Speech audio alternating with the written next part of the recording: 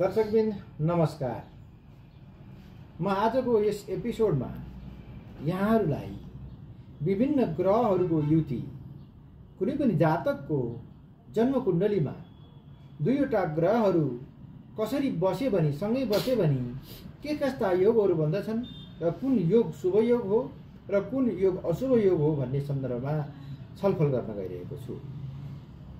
कुनै पनि जातकको जन्मकुण्डलीको कुनै पनि भावमा सूर्य अथवा सूर्य र राहु, सूर्य सँगसँगै राहु बसेको छ भने त्यस्तो योगलाई सूर्य ग्रहण योग भनिन्छ अथवा पितृदोष सम्बन्धी योग भनिन्छन् र यस्ता जातकहरूको पितृदोष हुन्छ भनेर भन्ने गरिएको छ।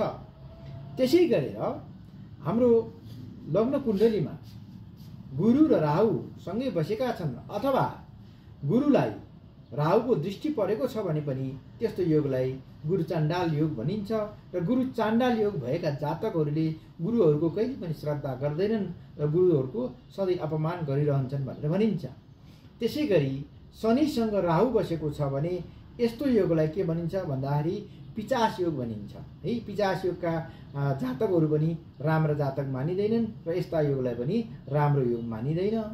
यसै गरी शनि र चन्द्र एकै स्थानमा बसेको छन् भनेदेखि यस्तो योगलाई विष योग भनिन्छ। विष योग पनि राम्रो योग होइन। यसै गरी राम्रा योगहरू चाहिँ के हुन् त भन्ने पनि यहाँहरूलाई जिज्ञासा लागेको हुनसक्छ।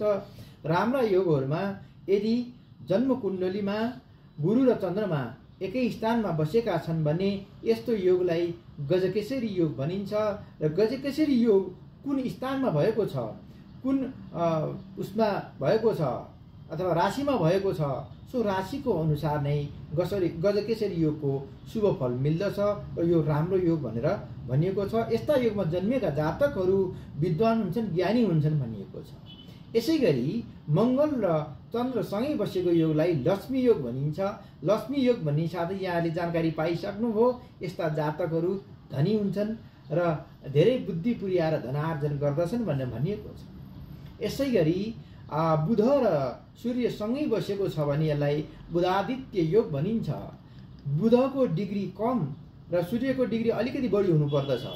डिग्री कम भएपछि बुध प्लस आदित्य बुधादित्य योग बन्दछ र बुधादित्य योगमा जन्मेका जातकहरू बढी अध्ययनमा एकदम मन लगाउने, लगाव लाग्ने र अध्ययनबाट भविष्य निर्माण गर्ने अध्ययनशील ज्ञानी व्यक्तिहरू बन्दछन्। यसै गरेर शुक्रसँग मङ्गल बसेको छ भने यस्ता जातकहरू, शुक्र भनेको आकर्षण हो, मङ्गल भनेको शक्ति हो, ऊर्जा हो हैन।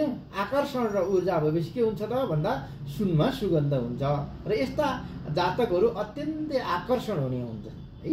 यसरी आफ्नो जन्मकुण्डली हेर्नुहोस् कस्तो योग बनेको छ, शुभ योग बनेको छ कि अशुभ योग बनेको छ हेर्नुहोस्। यदि अशुभ योगहरू कुनै छ भनेदेखि तपाईँहरूले राम्रो ज्योतिषहरूसँग सम्पर्क गर्नुहोस् र त्यसको अशुभ योगको शान्ति गराउनुहोस्।